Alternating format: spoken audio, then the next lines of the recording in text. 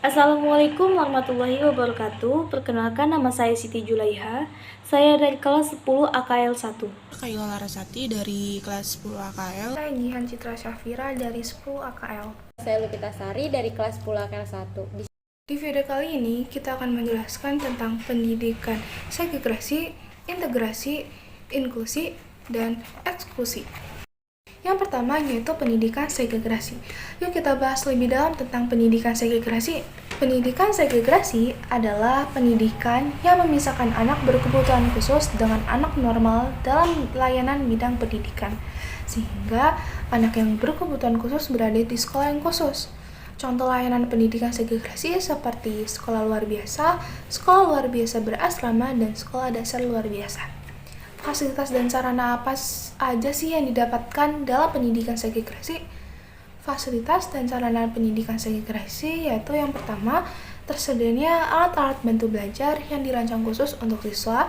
Yang kedua, lingkungan sosial yang ramah, karena sebagian besar memiliki pemahaman yang tepat mengenai disabilitas anak.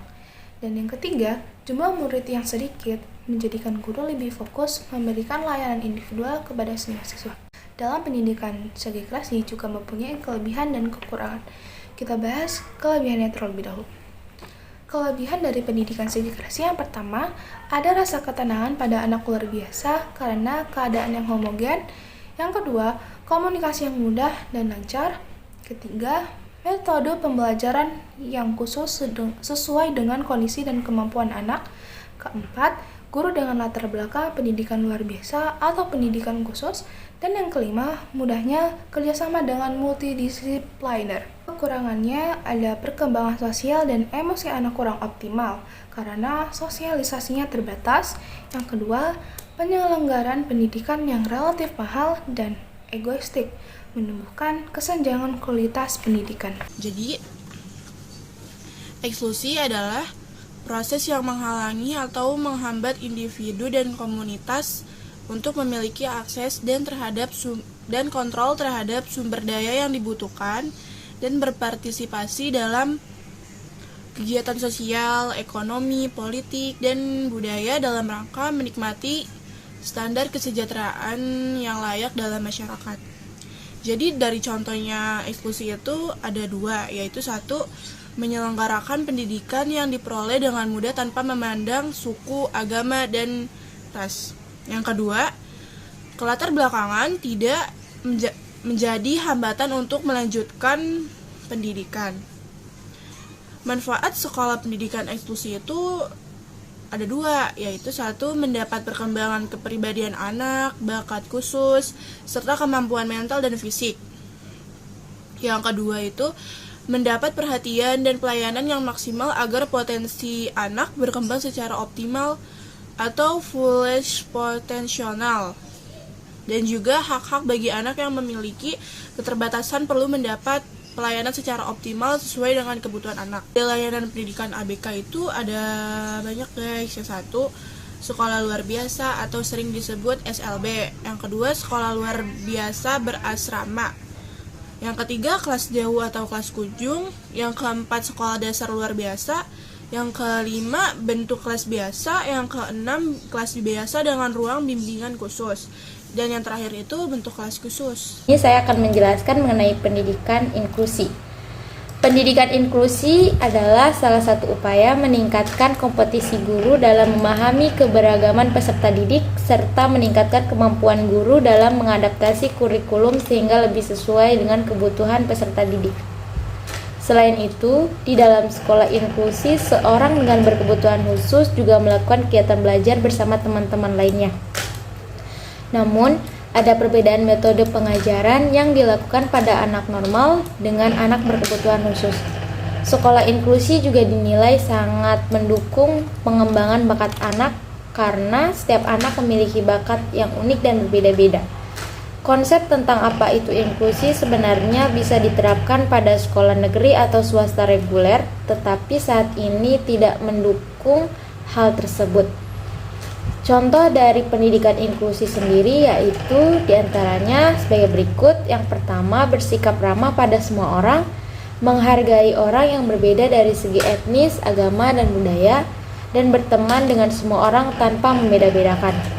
Fasilitas dan prasarana yang didapatkan dari pendidikan inklusi yaitu selain komponen sekolah seperti tanah, gedung kantor, gedung sekolah, laboratorium, monumen, tempat tinggal, dan sebagainya, diperlukan pula alat-alat spesifik seperti ruang khusus bagi anak low vision, ruang kedap suara bagi anak tunarunggu, berbagai macam alat peraga bagi anak autis, serta alat-alat bantu pembelajaran.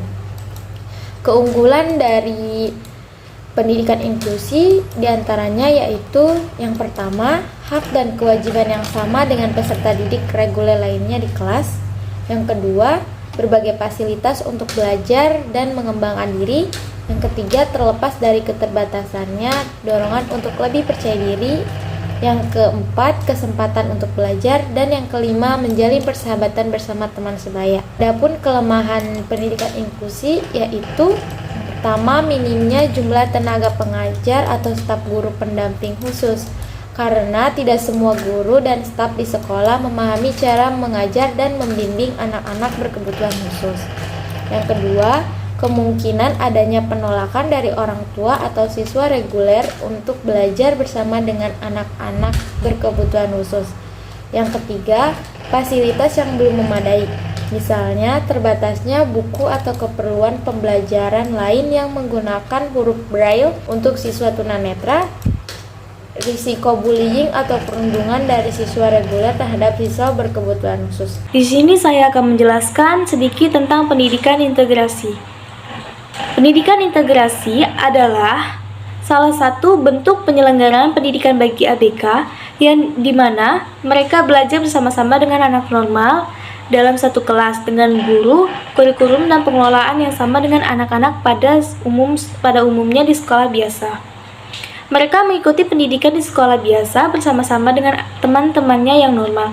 Namun demikian, meskipun mereka diintegrasikan ke sekolah biasa, mereka tetap memerlukan pelayanan khusus pendidikan yang sesuai dengan jenis. Program integrasi dikutip dari beberapa definisi para ahli. Salah satunya adalah S.A. Bratanata 1974 memberikan istilah pendidikan integrasi, yaitu pendidikan bagi anak berkelainan yang diterima bersama-sama anak normal dan diselenggarakan di sekolah biasa. Bentuk penyelenggaraan pendidikan ini telah banyak dinikmati terutama oleh anak tunanetra. Adapun jenis pendidikan integrasi pada dasarnya ada 3, yaitu integrasi lokal fisik, integrasi dalam aspek sosial, dan integrasi fungsional atau integrasi penuh. 1. Integrasi lokal fisik.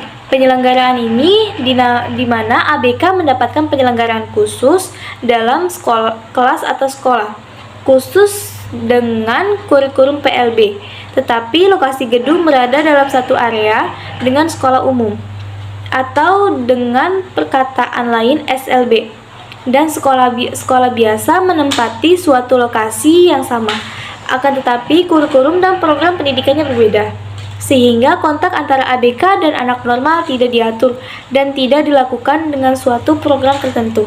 Integrasi fungsional atau integrasi penuh.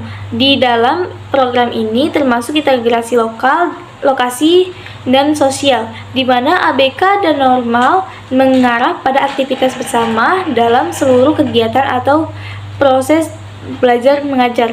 Dalam hal-hal tertentu, ABK mendapat bimbingan apabila mendapat kesulitan yang berkaitan dengan kecacatannya, seperti membaca, menulis Braille, memahami geometri bagi anak tunanetra, bimbingan komunikasi total atau bahasa isyarat bagi anak tunanetra, tunarungu, bina bicara dan fisioterapi bagi anak tunadaksa. Ketiga, integrasi dalam aspek sosial, di mana bahwa tidak semua kegiatan dalam proses belajar mengajar melibatkan ABK.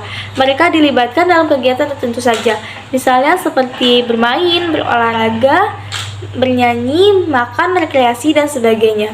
Sehingga dari segi kurikulum, sebagian menggunakan kurikulum SLB dan sebagian menggunakan kurikulum sekolah umum. Adapun kelebihan dan kekurangan dari integrasi pendidikan integrasi ini, yaitu pertama, kelebihan dari sistem pendidikan integrasi. 1. Siswa disabilitas dapat belajar bersama-sama dengan siswa yang tidak disabilitas. 2. Siswa disabilitas mendapat suasana yang kompetitif karena di sekolah umum ada lebih banyak siswa dibanding SLB. 3. Siswa disabilitas dapat membangun rasa percaya diri yang lebih baik. Adapun kekurangan sistem pendidikan integrasi. Kelemahan dan sistem integrasi adalah siswa disabilitas harus menyesuaikan diri dengan metode pengajaran dari kurikulum yang ada pada saat-saat tertentu. Kondisi ini dapat menyulitkan mereka. Saat siswa diwajibkan mengikuti mata pelajaran menggambar karena mereka memiliki hambatan penglihatan, tentu saja siswa disabilitas tidak bisa menggambar, tetapi karena mata pelajaran ini wajib dengan kurikulum yang ketat, tidak fleksibel, tidaklah dimungkinkan bagi guru mampu maupun siswa disabilitas untuk melakukan adaptasi atau substitusi untuk mata pelajaran menggambar. Demikian, mata pelajaran ini digantikan dengan mata pelajaran yang mengarah dalam suatu visual yang sama. Jadi itulah penjelasan dari kami tentang pendidikan segregasi, integrasi, inklusi, dan eksklusi. Sekian dari kami, terima kasih. Wassalamualaikum warahmatullahi wabarakatuh.